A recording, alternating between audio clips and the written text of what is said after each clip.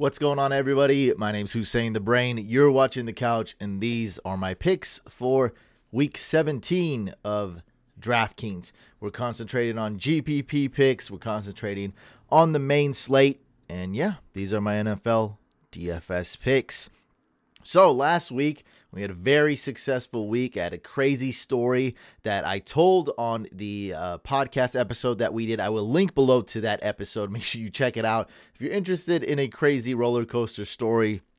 Just really the past year, actually. But yeah, last week we nailed it with the picks. Last week I did well in DFS. Had a first place finish. Took down a pretty big GPP right here. Almost finished first and second, but listen or watch the story to know how that crazy thing happened. But yeah, we hit it last week. All the picks were great, and I took down the showdown contest, $20,000 first place prize, tied with 5 people. Still very happy though. Great takedown, $7,500 with this lineup. Cowboys D, baby, they did a great job. So yeah, let's go on to the picks for this week. I'm going to keep this video very simple, by the way. And if you're not already, make sure you subscribe to this channel and subscribe to our second channel, Fantasy Couch Podcast. I highly recommend it. It's absolutely free to do. So subscribe to both YouTube channels. For quarterbacks, I just have one pick for you guys. It's going to be a pretty obvious one. It's going to be a great value pick. But yeah, for this value, it's going to be amazing. Josh Allen is priced almost twice as expensive as Trey Lance. Josh Allen is $8K. Trey Lance is $4,800. And so Trey Lance only has to score roughly, not exactly roughly, half the fantasy points as Josh Allen. So to me, this is a no-brainer. I will be picking Trey Lance in cash, in GPP. He's great. He's going to return value. It's going to be awesome. I have a lot of confidence in him as far as a unproven rookie, or some would say a raw rookie. I'm a huge Trey Lance fan. Love the matchup. Love the coach. Just love everything. Ayuk is playing well. Kittle's on fire. Debo's Debo. They might be getting Eli Mitchell back. So this team's going to be rolling and steamrolling over the Texans. Love Trey Lance. And he is basically minimum price right here. So it's essentially a glitch. The only other option that is a punt, more expensive, you got Huntley, Davis Mills, Zach Wilson, but really it's Sam Ehlinger if he does play. He's minimum priced, and of course we'd rather start Trey Lance. Man, those rushing stats, you really can't beat that. For running backs, there are a lot of options here. I guess we'll go through them. I don't know if I wanted to just point out one or just go through all of them, but yeah, we'll point out. We'll go through a few of them. So we got David Montgomery at $6,500. He's not very cheap, but he's an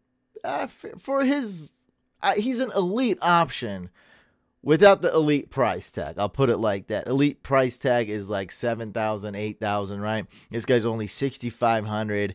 And the Giants they don't have a quarterback. They don't have a wide receiver. They don't have an O-line. They don't have a lot of coaches.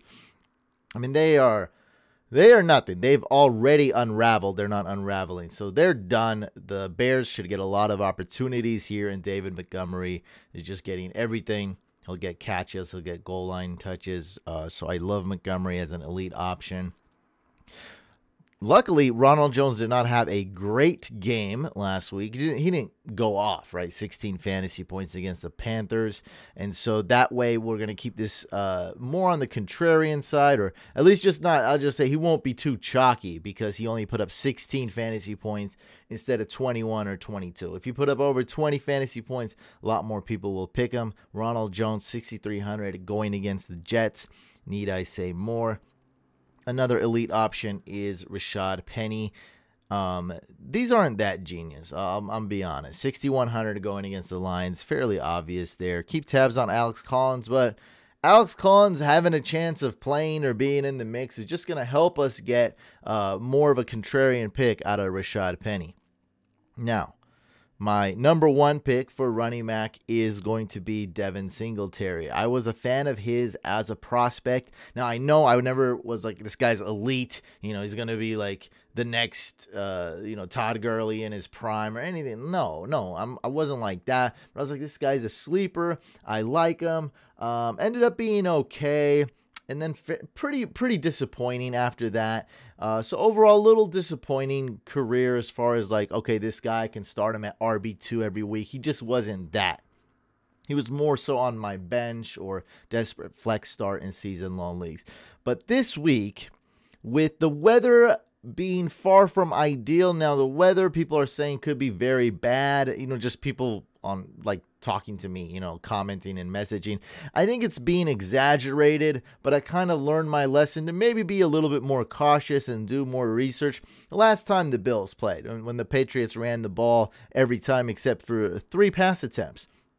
So definitely want to monitor the weather. Regardless, though, the weather is not that big of a factor as far as this pick goes. The weather is not going to be perfect. It's going to be cold.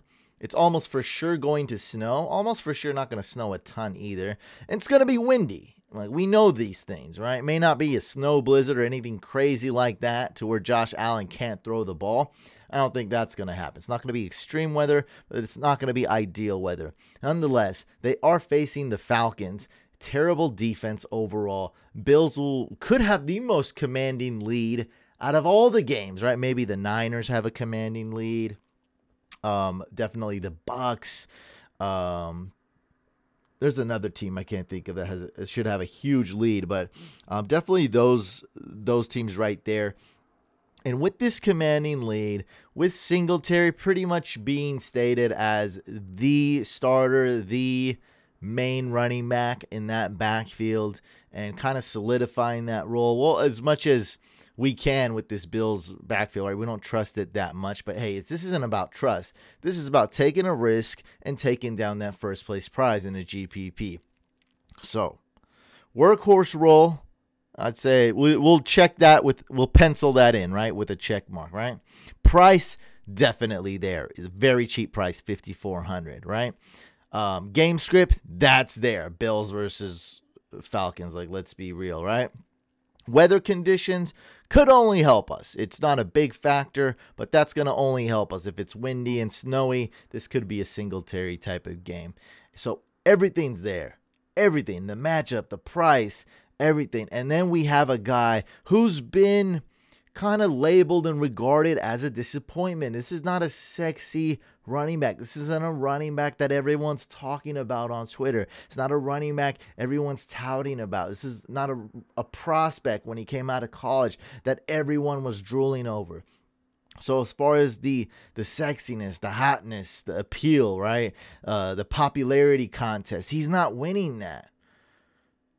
So that's why I'm picking him. Now, will he be contrarian, a word that I use too much on these videos? Probably won't be considered that. But I don't think he's not going to be chalky, though, at all. So that's also there. He's not going to be a high ownership. Not a lot of people are going to be picking him.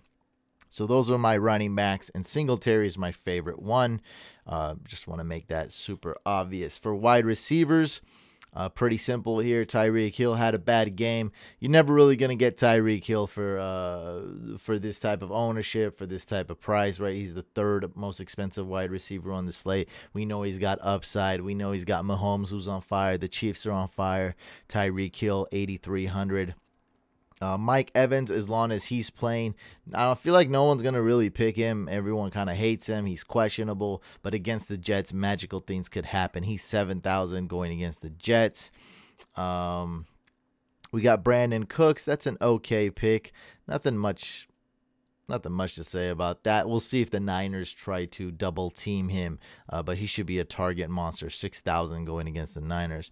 Now, my favorite 3 players are going to be Odell Beckham, 5,700 going against the Ravens. I feel like this is the type of game that if you were thinking about picking Stafford, I would not pick Cooper Kupp. It's just too expensive, and he's the first name people see. A lot of people are going to be picking him, And I just feel like this is going to be a OBJ and Van Jefferson game, maybe even a little bit of Tyler Higbee. So I love Odell, 5,700. I love Van Jefferson, 5,300.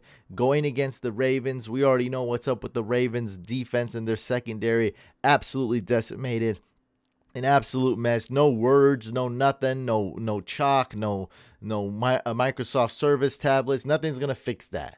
It's over. You can't put a Band-Aid on it. You can't put a million Band-Aids on it. It's not going to work. It's broken. They can't do anything. They don't have the firepower. They don't have the manpower. And Van Jefferson, just want to make sure, 5,300. They're on the same team. And then I don't like doing this, but again, Crowder is doubtful. Elijah Moore is ruled out. Corey Davis is out. He's out, right? Like his season's done. Pretty sure. Yeah, Corey Davis season's done. I just want to double check that. So we have Braxton Berrios again makes it here. I mean, this is there's just nobody to throw the ball to, right? Wait. Tevin Coleman is out. Corey Davis is out. Crowder is doubtful. Elijah Moore is out. I don't think their tight ends are healthy. So they're struggling at like every position. And here we are again with Braxton Berrios. He was on the thumbnail last week.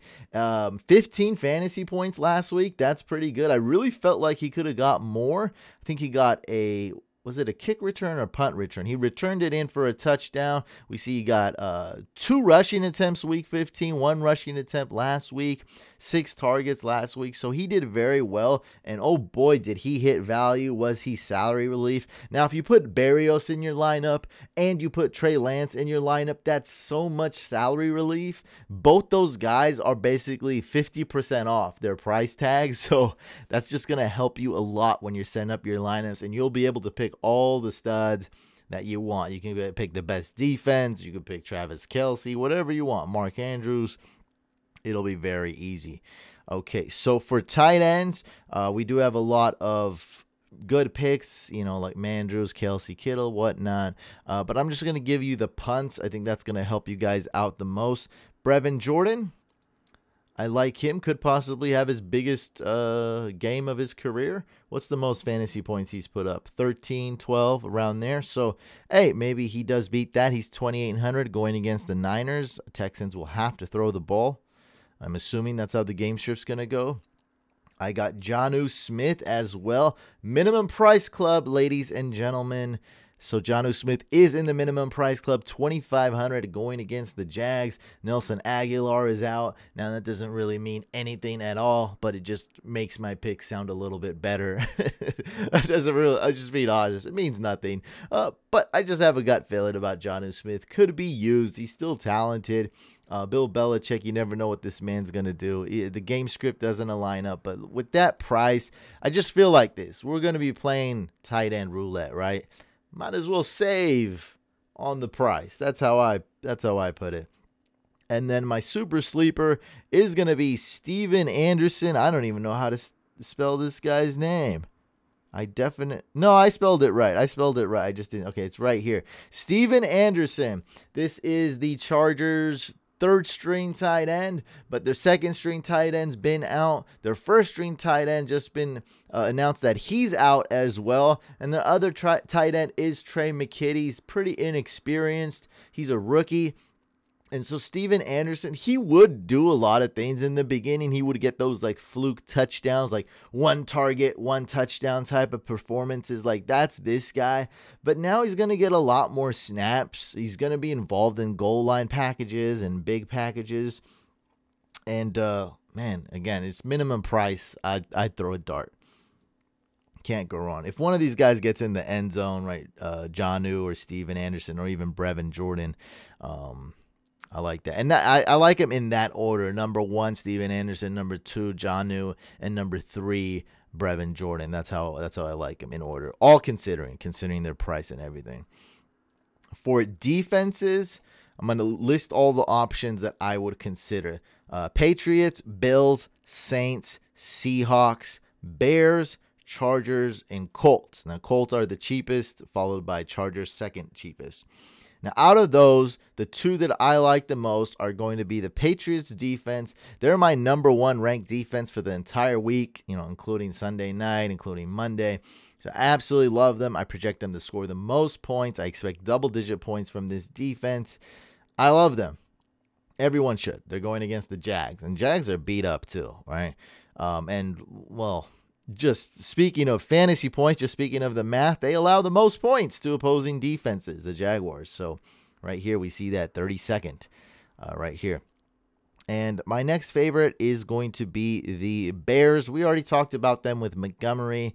The Giants, they're done, right? They have nothing. They're toast. So I like the Bears defense quite a bit for 3,200. But again, I'm going to just list off all the other defenses that I would consider. I mean, I love the Bucks, but they're just priced too high. That's really all it is. So again, it's the Patriots, Bills, Saints, Seahawks, Bears D, Chargers D, Broncos are decimated, and Colts D, super cheap at 2,900. So those I would want to pick out of those defenses. That's how I do it. First, I narrow it down, and then I decide which ones are going to be in my core lineups, right? So I narrowed it. So just as an example, I do this with every position. I narrowed it down to how many defenses is that? 1, 2, 3, 4, 5, 6. I narrowed it down to 7 defenses, and I might pick 5 of them in some lineups. And then in a lot of lineups, I'm going to be picking the Patriots and Bears. Hope that makes sense. All right, guys, that's going to do it for this video. Make sure you subscribe to this YouTube channel. Make sure you subscribe to our second YouTube channel, Fantasy Couch Podcast, and listen to that or watch that story time about my DFS journey the past year. It's a wild ride, roller coaster, super fun. All right, guys, let's do it again this week. Let's finish in the green. Let's get that W. Let's get that money.